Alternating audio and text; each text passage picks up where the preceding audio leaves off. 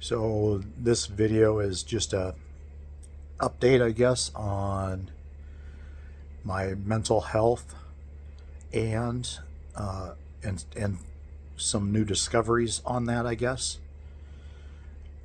It's also an update. Um, I I I might have remembered things wrong in my timeline of he loves me not, and I kind of had a good source, I guess. My mom, you know, so I talked to her about. So I want to. There's about. I think it really only applies to about three things.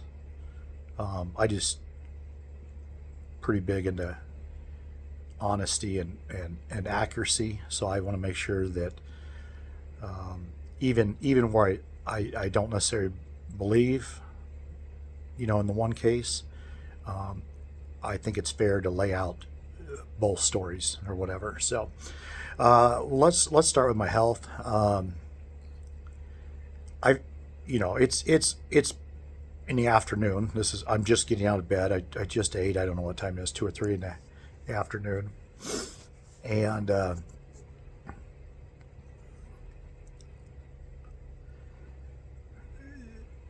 so I feel pretty alert, I guess is what I'm saying. Pretty awake. Um, so as for the new drug I started, the $2,100 a month drug, um, quite honestly, I'm not noticing anything, any changes that are useful. Obviously, it's kind of early, but it normally you start getting some effects already. I have the effects I've got is I am absolutely thirsty all the time, which then leads to I pretty much got to pee nonstop, and I just can't get enough to drink. The other thing that I have that I haven't had for like, I don't know, I'm so bad with time, but I want to say like 6 months or to a year. Over that time period, I lost about 60 pounds of the 65 pounds that I had put on the last med that is in the same family, okay, that I'm on now. They're like brothers and sisters kind of thing. And I kid you not, it kind of snuck up on me, but I would say about the second day, uh, I have an I can't feel my appetite. Like it's pretty intense. I think the only thing that's like I just eat. I could, um, and don't feel full. Um, I guess the one thing that's kind of helping me out right now is just the fact that I've been so bed bound, and I'm on the same diet, just my multi meal. Um, that's got to help slow down the weight gain. But yeah, other than that, I don't. I'm still doing the same pattern. So for the last, I mean, just an update, like to let you understand. Um, I haven't driven a car, I don't think, in 5 weeks. Um, and we'll touch on this again here in a second on this other part. Um, I I believe I I think I've only been outside 2 times in that same time period, and so you know what that looks like. That is, walking out of the garage door maybe 10 foot and getting into a car, then getting out of the car and walking maybe 12 foot to come into the house, kind of thing. It's very, very, very, very limited. Uh, yeah, I do find myself out of the bed more than before, I guess. But I think that's mainly because I just love my back room, and it's got four windows in it, and and face south, and so there's just a ton of sunlight, and I know I need to be in that sunlight, and my my recliner faces outside. Whereas I didn't really have that, at the other house. I didn't really have a comfortable lean back like I am now type of chair, whatever. So uh, I think that's probably a lot of it. So doing these videos, talking to people, uh, been a lot of good conversations. I thought I had done throughout my life just a tremendous amount of reflection, you know, and how and looking for ways for self improvement. Like I mean, I would say pretty much nonstop. And I don't know if that's normal, but that's what I've always done. And part of that's because I've always had to watch my health. Like am I getting depressed? And then monitor it and how depressed, and then on the high side I have to monitor that to make sure I don't do all the crazy crap that one does when you're in a mania. So that part of it, was kind of, it's like babysitting. All right, let's go into what I've got to talk to the doctor, to confirm this. But when I finally, like, I was just wrestling with this, like, why why why can I not do anything? Like, and then I started just breaking that down in my head and just trying to think, what is that? And I'll give you an example. Uh, I need to go unclog a bathroom sink at a rental that's next door. Like, that's not hard. That, I mean, that's super super easy. I could do it in my sleep. And yet I haven't done it. I've put it off 2 or 3 days now. It still needs to be done. And so I was like, well, why am I not? And then I thought, well, what do I got to do? Let's just kind of uh, kind of talk out the steps of this. I'm like, well, I may need a pair of pliers if I have to take the trap off. And then all of a sudden inside of me, in my chest and in my brain and my blood pressure or whatever, may not my pulse, it just starts creeping up like instantly. And if I can even make it to the next step, like, oh, I gotta, put on shoes, and it goes more. I gotta, you know, open the door and walk outside, and I'm pretty much off the charts at this point, just in my, in my feeling, and that's the way it is with everything.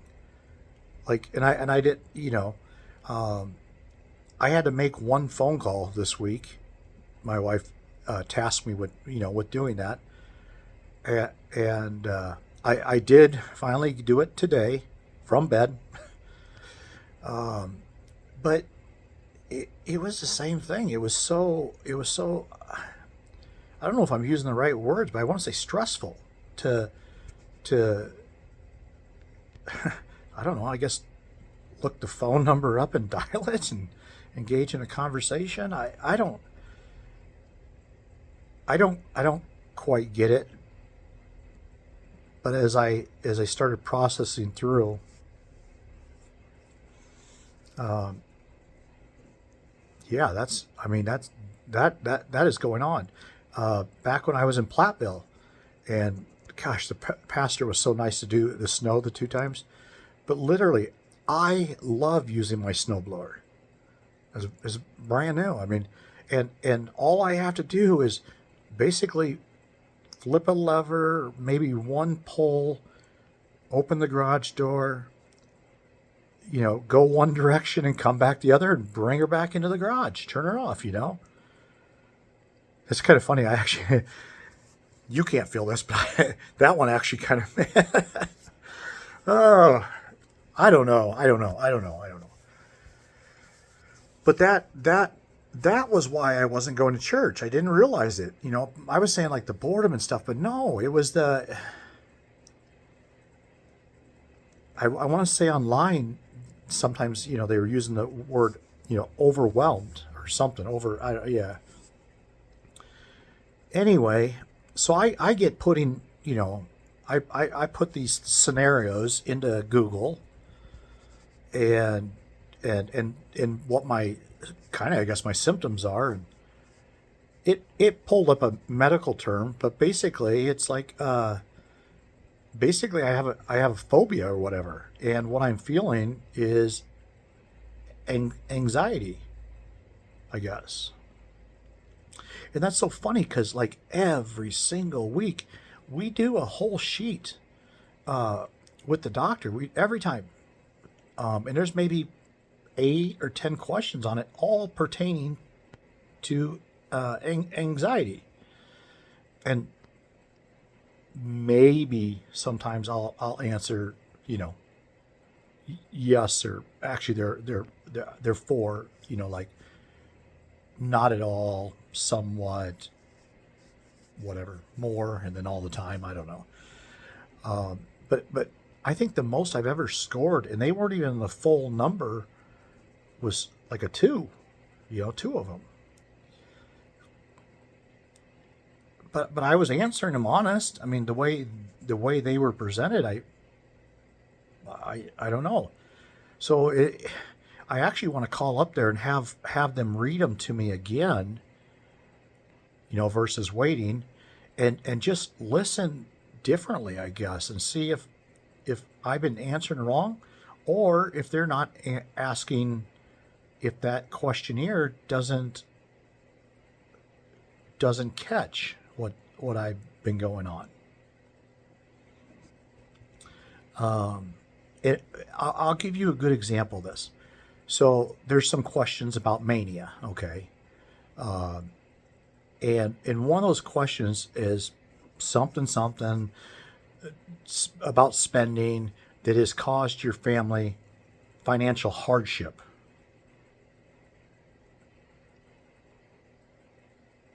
No, it hasn't. And I've answered no for 2 or 3 years. And finally, I was like, hey.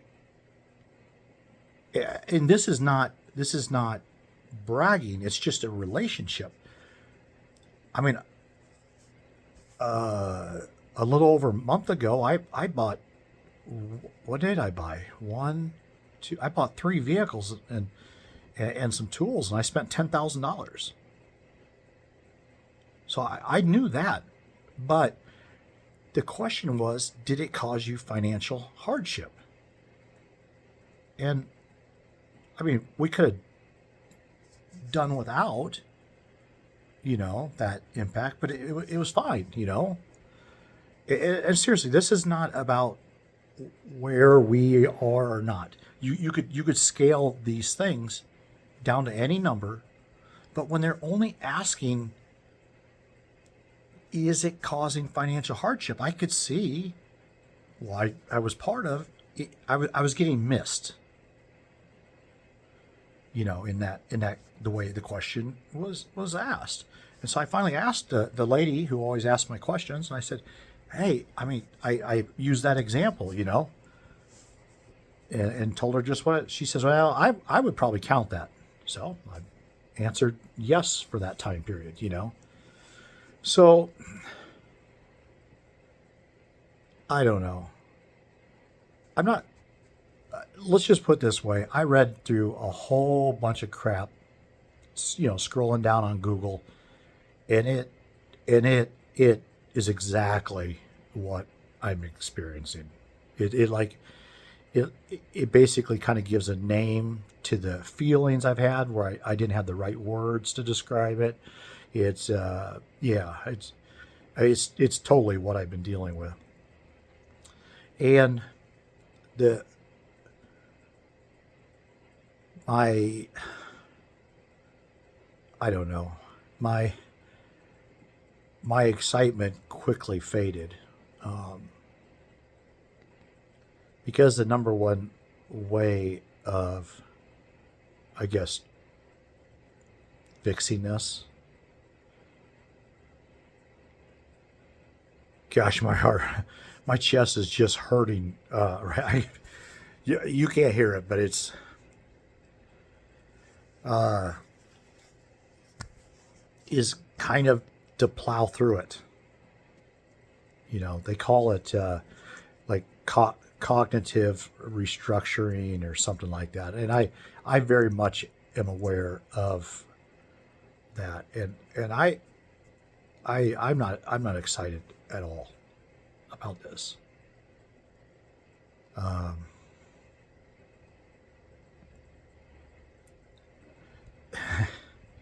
there, I you would just have to know like what this feels like to think, oh great, we get to go to the counseling, and I get to go just, I don't know, dive into that crap all the time, and maybe it'll work and maybe it won't, and I don't know. I'm also the type of person that absolutely hates depending on a pill to fix the problem also, but I don't know. This is, yeah, I'm seriously not looking forward to if that's the direction this ends up going. There, it looked like it looked like sorry, I'm my brain and everything. I got in that or whatever. Um, and that's kind that this is kind of what it does. What when I have that, it like kind of shuts down and turns away.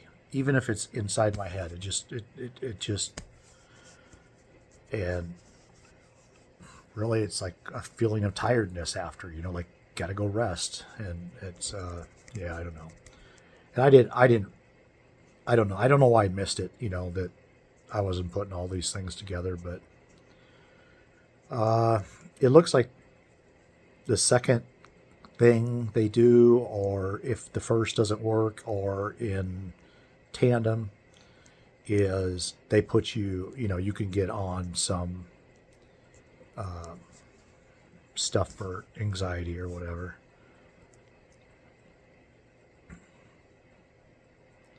So let me tell you the flip side of this. I know, I know this state that I'm in is is not good. This just, I guess some people will say, well, you're not experienced in life. Yes, I am. I feel like I am. I'm, I'm totally cool. I'm totally content. I'm way more peace than I have tons of peace. Uh, I would say I almost have a little bit of joy. It, and the other thing I don't have is like my mania is not at a point where I need to manage it.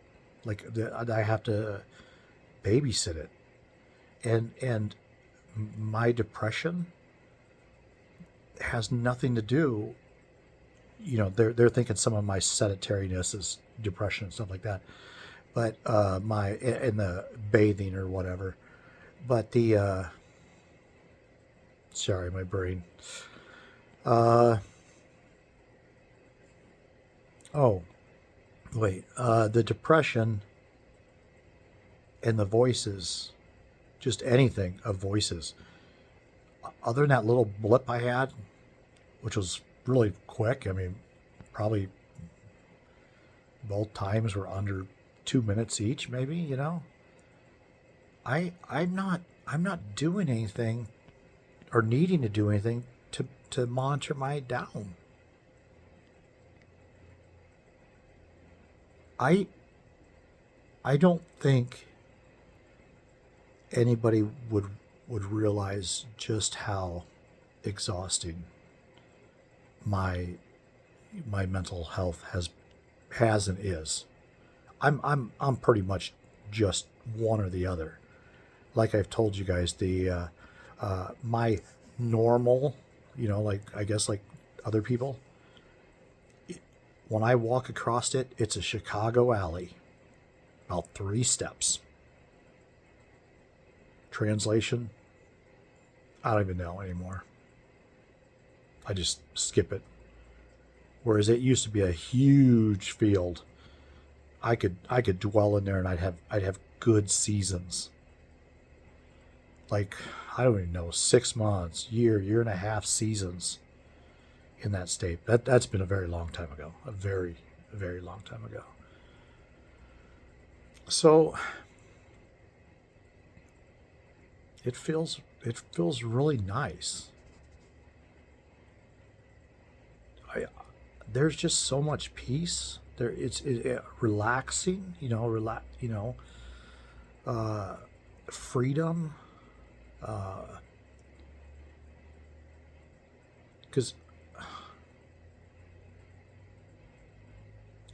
I'm really at a loss of words to convey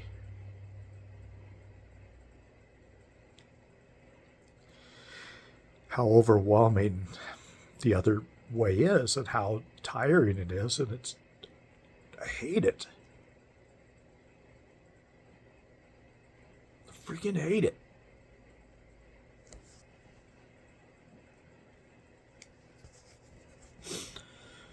And I don't feel that way now. And it's so nice.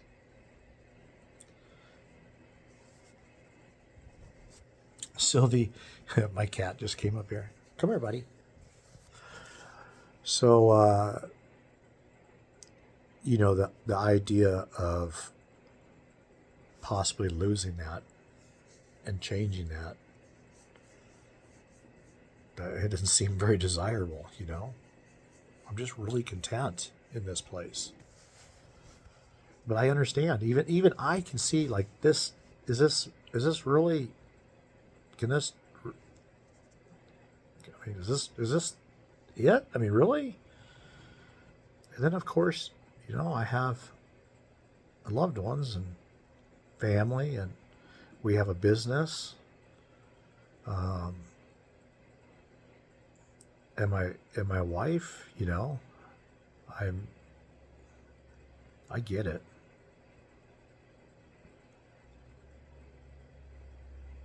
I don't know. I want to say I'm not ready, you know, but yeah, I don't know. All right, I got to quit with that. We've just done the mental health stuff. Let's plow through the other. So there's a few things that I guess lied to you or misled or was misinformed or screwed up. So where do we want to start? Let's start at maybe on the timeline. Some of this is just more information, and uh,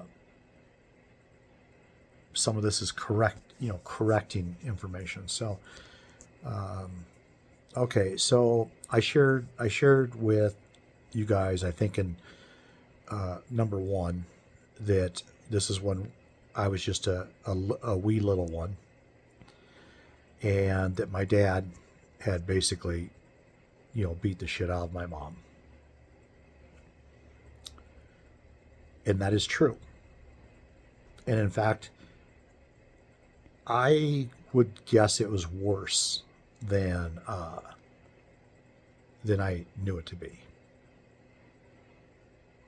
or at least what I had, in my mind. I believe it. And yeah, it was worse. But the story behind it was I wasn't there, but there was some type of event going on. I can't remember what it was called. But my dad was there, my mom was there, and there was some blonde there. I kind of gathered this blonde was working a booth or a stand or something. Well, anyway, my dad is spent a great deal of the evening basically trying to get in her pants, and my my mom was telling him, "Hey, let's go. It, she wasn't blind to it. Well, I guess eventually she threw her beer like on his shirt or something like that. So apparently, my dad, basically beat the shit out of her all the way, and including to the apartment. And I know exactly which apartment this is. Uh, this is where my grandparents had their hardware variety store. There's a 3 bedroom apartment above it. I know this because I almost bought it. And then I was reading through some stuff. I'm like, what the hell? I saw my parents. I didn't realize. So yeah, I've been through the whole thing. And anyway, sorry. Yeah, so Dad continued to, keep roughing her up pretty good or whatever. I wasn't around. From what I gathered, I was with my grandma, is who was watching me while they went to this thing. And man, my brain is just a little bit scattered today. Let's see. Okay. Anyway, my dad leaves and goes back to the blonde. Meanwhile, my mom is trying to put herself together and sobbing or whatever, kind of goes along with that. And for out of the blue or whatever details are missing, her dad comes to the apartment in Edgewood and to see her.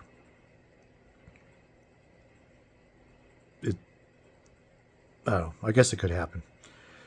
But she tried hiding it from him, and she couldn't. And so anyway, he ends up going downstairs. I don't know if he went to my grandparents' house or how far that is even from the shop, but he found my grandpa, and I guess grandma was there too, and I think I was there at that time. Anyway, he basically told my grandpa that I guess the other one's my grandpa too. Her dad told my dad's dad that if he wanted to beat on someone, then he could beat on her or him. And I guess he filled them too in with the details of how my mom looked. Anyway, supposedly, like I said, I'm not there, and I have to wonder. I know this is a time period where neither one of them wants their image or reputation, tarnished. That was just the time period. But supposedly it was the Chapmans. Well, yeah, that's my name. The Chapmans decided to get me, not me, get Dad and Mom out of here. And so it was their idea. And so they did within 3 days. Dad, Mom, Dad's brother, and maybe wife or another sister all went out to Utah. I stayed behind. And I think I think she said that I went out to Utah like a month or 3 months later. Now, oh, and then when she was sharing it, she was like, because the Chapmans, supposedly Grandpa was like on the board, a board member at the bank and owned half the block, and um, that it was all about them trying to maintain their image. When I'm not necessarily saying that's wrong, okay, and I honestly don't remember how I learned of this, but I could see this being a scenario. The same thing. Her dad goes to my dad's dad, and says, if he wants to beat on someone, he can beat on me. And then both of them coming to the conclusion that, hey, we got to get her mainly, but he's going with out of town. Just to plus my grandparents would have had the money and resources to make it happen. I I I could be wrong. I wasn't there, but I wonder if there wasn't an agreement, from both sides to get it done. That just seems more time period correct, and I'm putting that storyline in here because technically my mom did not observe this conversation. She was up in the apartment. You, I'm sure there could have been other details along the way, and it may have most definitely looked like it was pushed by the Chapmans because the Chapmans orchestrated it. They paid and facilitated the exodus. Is there anything else? Okay, so I had to put this story together. So this is out in Utah, and I did find out what they did for a living. So I've got a couple corrections here to my timeline, which makes more sense to why I could remember a couple of these things so young. So, Dad was doing auto body and apparently going to college. For what? I don't know. And Mom was working at a pizza joint. They they lived they lived in a trailer house, and I mean, this part does not surprise me from the Chapman side at all. Apparently, my dad was trying to get them to do a swaparoo with the neighbors next door. Apparently, it never happened. But let's see. So, if Dad worked at Auto Body, then that memory that I was putting back in Iowa when I was really, really young, uh, more than likely actually happened in Utah, where I smelt the auto body, and I remember that little kind of statue of Bondo. That makes more sense. Obviously, my mom doesn't know about that, but I shared that story. If he's doing auto body there, it just makes more sense. I'd been older. Yeah, that's logical. Another thing that I learned, which actually clears up and makes my wife happy, because she's like, how can you remember things that young? And I'm like, I don't know, I just can. Because I always thought it was. I was 4 years old when I left Utah. Um, so versus like two. And I quite honestly, I was starting to extend that out myself, to like maybe I was like 2 years and 364 days old, just to try to not to fix my timeline, but make me old enough I could remember, because I remember these things. They're absolutely true, and that makes more sense.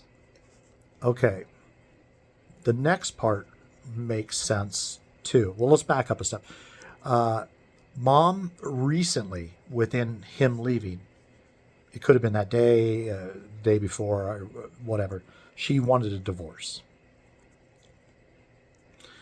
Okay, then I guess Dad took me to go get smokes, which was really, really out of character, I guess, for him. Um, and the vehicle we were in, I had to really, this was like crashing memories, which is kind of a weird thing. Um, she's like, it was a red Chevette, Chevette. That's a really little car, and it's a Econo box. Like, I mean, it's like the crappiest probably car you could buy. Well, what does that mean? It changes my memory. Okay, here's why. Here's why. Uh, I was on a bench seat. Okay, I know that because I laid down on it, and I'm like, there's no way the Chevette ever came with a bench seat up front. Well, it was available. It was an option. So it could have happened. So it started bringing my memory back, and actually it more solidified it. That second memory that I have is the eight track player, which because I know that's like I said with the guys, we were changing out different ones. I probably helped, which makes sense at four. Uh, you know, yeah, this is making way more sense. And I'm like, there's no way there's an eight-track player, fancy, in a piece of crap car. Yep, it was available. So, I don't know, with my dad being a gearhead and an auto body and everything else, why wouldn't he have had those features? You know what I'm saying? It also makes it a more believable for me because I remember a lot of time with my head laid on his lap. Okay, which is why it has to be a bench seat. Um, Plus, I just remember that. But that makes a lot more sense because a Chevette's not very wide. So I damn near would have to be on his lap to lay down. My feet were probably, at 4 years old, my feet might have been at the door, when you're laying sideways. So that's like actually fixing my memory, like solidifying it. Also, I know the relationship of my head to the viewing angle of the eight-track player. Well, that makes a lot more sense because my head would have been, yeah, like kind of more where it is. Whereas if we were in a full-size car of that time, I would have been, yeah, I would have been in a different spot. My view would have been way more over. All right, well, I beat that to death. So I was four. I'm sorry. Um,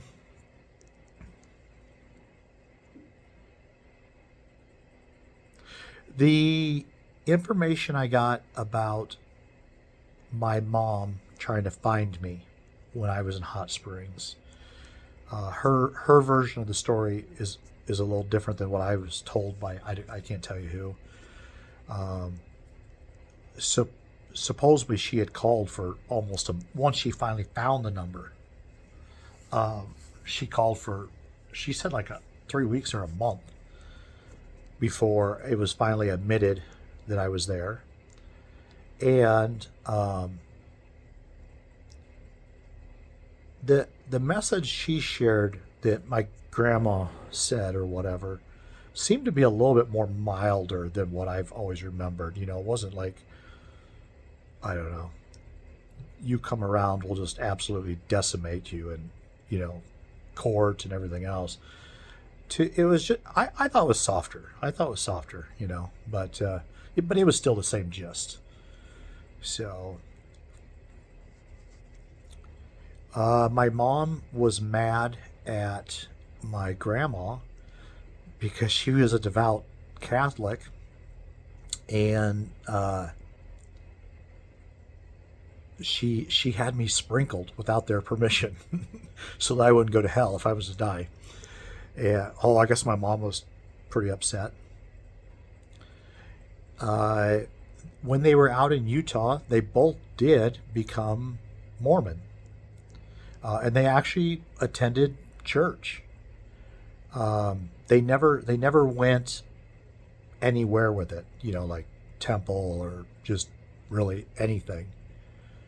Um, but they were doing some of the things, family home evening or some stuff like that. So I got that information. All right, now we're gonna speed all the way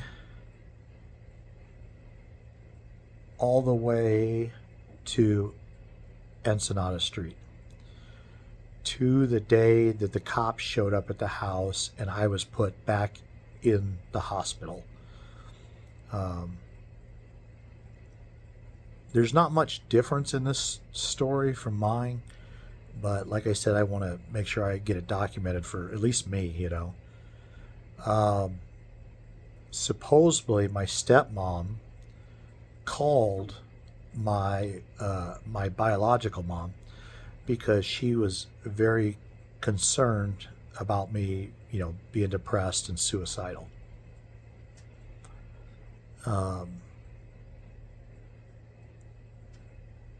I, I don't believe all that narrative. Well, anyway, she called her, and then she needed her. So basically, she had to convince her to uh, put me, in the hospital. And I, I'm not saying I wasn't struggling. My goodness, this wasn't that long after. I don't even know if this was. I couldn't tell you. 3 months, 1 month, 6 months. I don't know. It wasn't. It wasn't. I mean, there was some time because I was kind of living life. But the thing that doesn't match. Now, she was absolutely a wreck. Absolutely a wreck. Like pretty much bedridden, and yeah, I didn't. I We were on our own, for the most part. But I know the day they came, I was, you know, divvying up that weed to sell, and and it wasn't my first batch. It was second or third easily because I have the memories before that, which took place down there. The reason I bring this up is I absolutely know that for a fact. I know for a fact that my stepmom, which I don't believe, said she flushed it down the toilet. Yeah, yeah, right. Anyway, that's what every user says. Anyway, I I was out. I mean, it was a reckless lifestyle. Don't I'm not denying that, and it wasn't a good, as the future me. I'm first one to tell you that was going to go one direction, and not good. Just that lifestyle. But it just says that I wasn't sitting around depressed. Like I had a life. Like I was doing things, and like I shared in the other video, I I was finally somebody, and I was important, and I was wanted, and uh, people desired my presence, and I was loved, especially by the ladies. So, and I know I was just trying to fill a void. I get it. I get it. But I don't see this suicide narrative to be accurate. I personally, I'm just putting it out there because I do not want to I want to have all my facts in case I forget them later. I can, you know, but sometimes, most times, history repeats itself. You know, patterns are patterns because they're patterns. And my mom has always like dug herself, her, like nose in and get very, which like I do, gets very obsessed with things. Uh, I know she was getting all the police reports because I believe that's how I got them. And she had all these theories, uh, of what really took place. And I mean, it was just, it was pretty over the top. Well, that, that makes more sense. That narrative to me, you know, getting in there, butting your nose in where it doesn't belong, kind of. Um, and then the other was it was a power play. It was the opportunity to rip me out of my real family. She was in control. So I'll tell you what I think happened. I think she meddled in our business. I think she was staying in touch with my stepmom, and she basically broke her down some to get what she wanted. And I think my stepmom went along with it for a couple reasons. She was a mess, and my bio mom probably could have done a better job at raising me in that given moment. So that's the mom side. Then the other reason is, remember how maybe I haven't talked about this, I can't remember, but about how love and dynamics was different between me and her than her and the other kids. And I just learned this the other day. Like I always said it was because I brought him, I was the gateway that brought him into her life. And so I would be resented because of all the issues that he brought along. But I wondered, and I didn't even think about this till somebody said it. I also reminded her of him. And that plays along quite well also. When you see the way I talk or my form factor, just anything like, kind of like the spawn of Satan. I don't know. I was his offspring, and so yeah, I was tarnished. I was, I was everything he was, even though I wasn't. And so I think she gave in or went along with it for those two reasons. One, the inability to just care for anybody, including herself, and the maybe the fact that she just kind of didn't like me, and that's fine. If any of that is true, that's fine. She's still my mom. She really is. She's still my mom. You look at all the years, I don't know what it was. This is enough. And so in the end, it doesn't really matter. I mean, it it was the best choice. But she was wanting to know if I was still mad at her about it. And I said yes. She didn't like that answer. And she couldn't understand why. And I'm like, that was my family. That's my mom. You're not my mom. You don't want to hear that, but that seriously, she wasn't at that time. There's no resemblance of a mom. Popping out a baby doesn't necessarily give you all the credentials. Some of it was not her fault, and some of it was. So, anyway, I don't know. I beat that dead horse. Because kind of cool. I got talking about that, and I forgot the other thing, and I didn't even realize I'm all loose now. I'm like, yeah, okay. Well, I guess I'm signing out, and I'll give an update to. Well, I don't know what I'm taking about. I'd have to count. I think it's over 10 pills a day. Maybe we'll add some more to it. Oh crap. So, all right. Talk to you later. I hope everyone has a good day.